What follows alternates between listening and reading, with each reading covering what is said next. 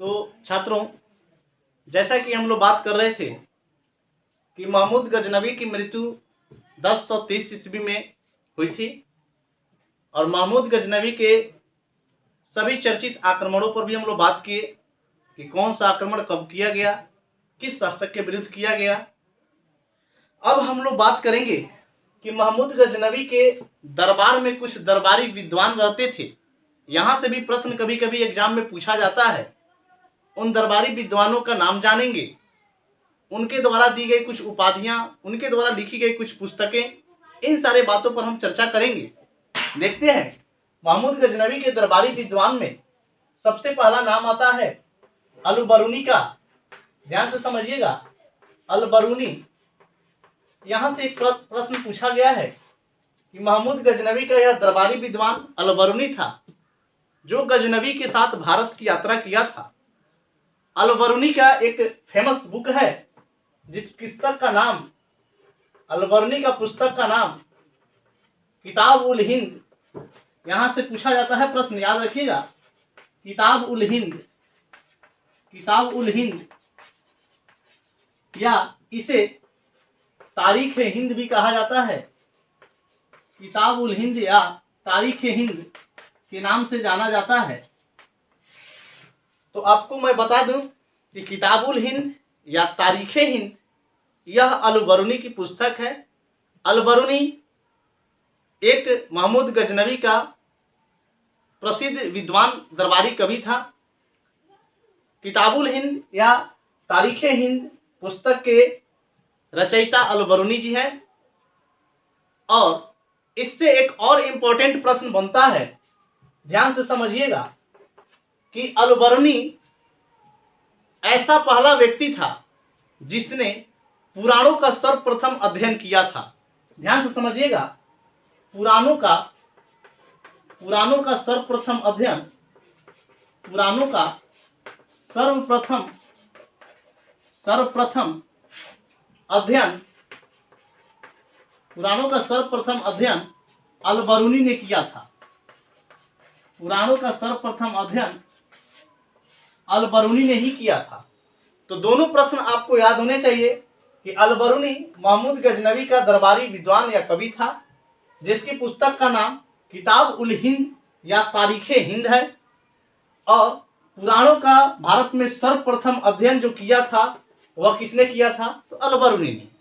एक और प्रश्न यहां से पूछा जाता है जो बहुत ही महत्वपूर्ण प्रश्न है कि आपको मैं बता दूं कि रजनीकांत शर्मा नामक व्यक्ति ने किताब-उल-हिंद या तारीख-ए-हिंद का हिंदी में ट्रांसलेशन किया है।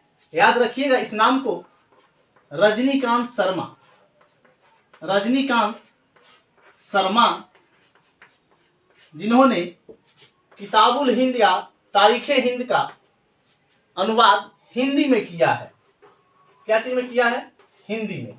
तो यहां से प्रश्न बराबर पूछे गया है कि रजनीकांत शर्मा ने इस पुस्तक जो है अल-बरूनी द्वारा लिखा गया है किताब-उल-हिंद या तारीख-ए-हिंद का हिंदी अनुवाद किसने किया है? तो रजनीकांत शर्मा ने किया है। पुराणों का सर्वप्रथम अध्ययन करने वाला व्यक्ति कौन था? तो वह अल-बरूनी था। वह कौन था? अल-बरूनी था। अब यह तो महमूद गजनवी के दरबार में रहने वाले विद्वानों में से एक थे अल-बरूनी। इसके आगे अगर हम देखें तो एक और व्यक्ति का नाम आता है जिसका नाम है उतबी। क्या नाम है? उतबी। हम लोग थोड़ा सा उतबी के बारे में देखेंगे कि दूसरा जो विद्वान था उसका नाम उतबी है। क्या नाम है? उतबी। उतबी के द्वारा लिखी गई पुस्तक का नाम किताब-उल-यामनी है। ध्यान से समझिएगा, किताब-उल-यामनी, किताब-उल-यामनी या इसे तारीख-ए-यामनी भी कहा जाता है। तारीख-ए-यामनी। यहां से एक बार प्रश्न और पूछा गया है कि किताब-उल-यामनी या तारीख-ए-यामनी पुस्तक के लेखक कौन है? तो वह कौन है? उतबी है। उतबी से मैं बता दूं कि यह महमूद गजनवी के शाही इतिहासकार थे। कौन से इतिहासकार थे? शाही इतिहासकार थे। इनके द्वारा रचित पुस्तक किताब-उल-यामनी या तारीख-ए-यामनी थी। महमूद गजनवी के दरबार में और भी विद्वान थे जैसे कि आपको बता दें फिरदौसी, आपने नाम सुना भी होगा फिरदौसी। फिरदौसी की प्रमुख पुस्तक का नाम शहनामा है। शहनामा यह फिरदौसी द्वारा लिखा गया है। यह शहनामा पुस्तक के रचयिता फिरदौसी हैं। शहनामा को अफगानिस्तान का महाभारत भी कहा जाता है। यहाँ से एक बार प्रश्न पूछा गया है कि किस पुस्तक को अफगानिस्तान का महाभारत कहा जाता है, तो शहनामा को अफगानिस्तान का महाभारत कहा जाता है। मोस्ट इंपॉर्टेंट प्रश्न है, बहुत बार एग्जाम में पूछा जा चुका है कि शहनामा पुस्तक को अफगानिस्तान का महाभारत कहा जाता है।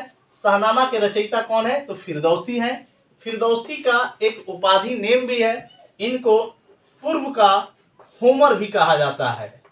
याद रखिएगा, कभी कभी प्रश्न पूछ दे तो आपको यह कंफर्म रहना है कि फिरदौसी को ही पूर्व का होमर कहा जाता है। तो ठीक है, आगे हम लोग देखें तो इसके बाद एक और राइटर हैं, विद्वान कवि हैं, जिनका नाम है बैहाकी। क्या नाम है, बैहाकी। देखिएगा, बैहाकी भी महमूद गजनवी के दरबार में रहते थे और इनके द्वारा रचित पुस्तक का नाम तारीखे सुपुतगीन है। तारीखे सुपुतगीन, तारीखे सुपुतगीन यह पुस्तक भी बैहाकी के द्वारा लिखा गया है, तारीखे सुपुतगीन। और बैहाकी को पूर्व का पेप्स के नाम से जाना जाता है। बैहाकी को पूर्व का पेप्स के नाम से जाना जाता है।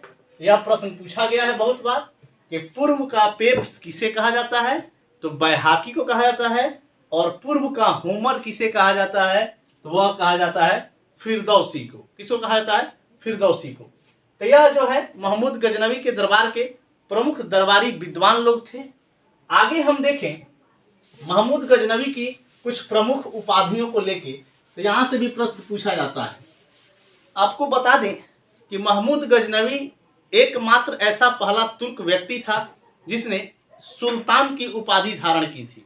कौन सी उपाधि, सुल्तान की उपाधि। देखिएगा, महमूद गजनवी की प्रमुख उपाधियां, महमूद गजनवी की प्रमुख उपाधियां, महमूद गजनवी की प्रमुख उपाधियां, तो प्रमुख उपाधियों में हम लोग बात करेंगे। सबसे पहला उपाधि जो था सुल्तान का था। महमूद गजनवी ने सबसे पहले भारत में सुल्तान की उपाधि धारण की। इसके साथ साथ इसे गाजी भी कहा गया, जिसका अर्थ होता है विधर्मियों का कत्ल करने वाला। गाजी का अर्थ होता है विधर्मियों का कत्ल करने वाला। एक बार प्रश्न पूछा जा चुका है कि विधर्मियों का कत्ल करने वाला किसे बोला जाता है, तो गाजी को बोला जाता है, विधर्मियों का कत्ल करने वाला। ठीक है। और इसके साथ साथ महमूद गजनवी को यामीन उद्दौला, यामीन उद्दौला, यामीन उमिल्ला,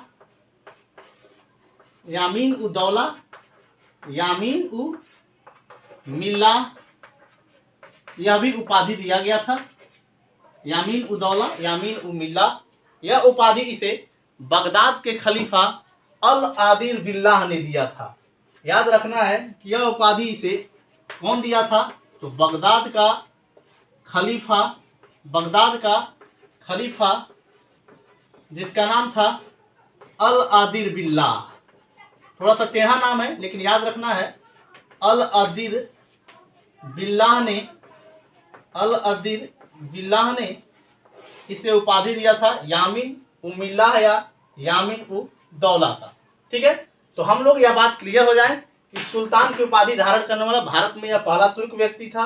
गाजी की भी उपाधि धारण किया था कौन, तो महमूद गजनवी। यामीन उद्दौला, यामीन उमिल्ला, यह भी उपाधि धारण कौन किया था, महमूद गजनवी। इसके साथ एक और उपाधि है इसका जो आपको याद रखना है, जिसका नाम है बूता किशन। महमूद गजनवी को ही बूता किशन की उपाधि दिया गया है, जिसका अर्थ होता है मूर्ति भंजक, जिसका अर्थ होता है मूर्ति भंजक। बूता किशन बोला जाता है महमूद गजनवी को।